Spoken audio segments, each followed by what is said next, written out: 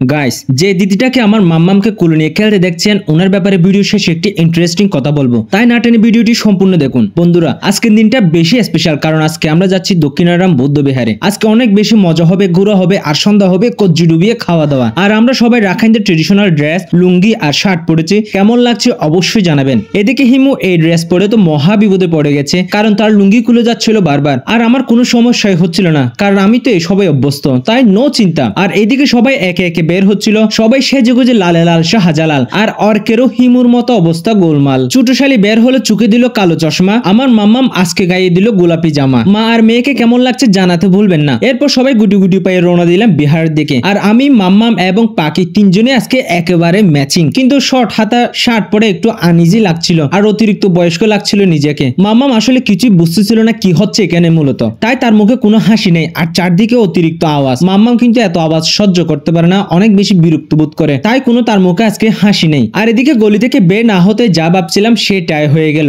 মানে অর্কের লুঙ্গি নাকি খুলে গেছে। লুঙ্গি খুলি যার কই।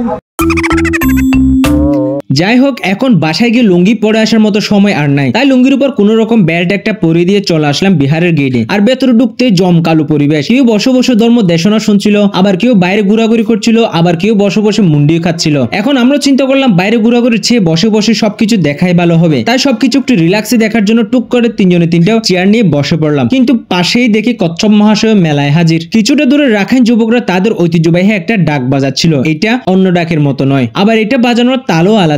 এই ডাক বাজানোর মানে এখন পাড়া প্রদক্ষিণে বের হবে সবাই, তাই সবাই দানীয় বস্তু হাতে নিয়ে হাঁটছে। আর পেছন পেছন এত সুন্দর সেজে যাদের হাঁটতে দেখছেন তারাই মূলত আজকে শ্রামণ হবেন। আর তাদের শ্বাসটা একবার দেখুন, মনে হচ্ছে স্বর্গ থেকে কোনো দেবতা নেমে আসছে। এরপর সবাই বিহার থেকে বের হয়ে বাক্কালী নদীর পাড় ধরে এগিয়ে যাচ্ছিলাম, আর সূর্য প্রায় অস্ত যাচ্ছিল। সব মিলিয়ে একটা গোল্ডেন টাইম। সবাই নদীর পাড়ে রাস্তা ধরে এক লাইনে হেঁটে আসার দৃশ্যটা কি অপরূপ। আমি খুঁজতেছিলাম পাখিকে, পাখি একটু গুড়ামুড়া হওয়ায় এতগুলো মানুষের ভিড়ে তাকে খুঁজেই পাওয়া যাচ্ছে না। অবশেষে মা আর মেয়েকে খুঁজে নিয়ে হাঁটতে লাগলাম। গুদুলি লগ্নে পুরো দক্ষিণ রাখাইনপাড়া প্রদক্ষিণ শেষে বাসায় গিয়ে ফ্রেশ হয়ে বিহারের দিকে রওনা দিলাম ভাত খাওয়ার জন্য। যদিও সময় এখন মাত্র 5টা বাজে। ভেতরে গিয়ে দেখি অলরেডি খাওয়া শুরু হয়ে গেছে, তাই আমরাও সুবিধা মতো একটা জায়গা নিয়ে বসে পড়ি। হঠাৎ একটা দিদি এসে বাবুকে নিয়ে চলে গেল, চিনি না বলে একটু টেনশনও হচ্ছিল, তাই খেয়াল রাখছিলাম।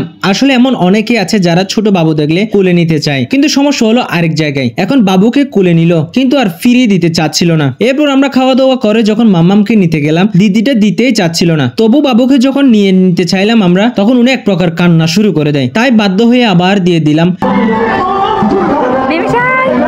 এবং দিদিটা মামামকে নিয়ে অনেকক্ষণ খেললো এবং খেলা শেষ না হওয়া পর্যন্ত আমি আর পাখি ওইখানে অপেক্ষা করছিলাম। সো আজকের ভিডিওটি এতটুকুই। কেমন লাগলো অবশ্যই জানাবেন, আর নতুন ভিডিওর জন্য পেজে একটা ফলো দিয়ে রাখবেন।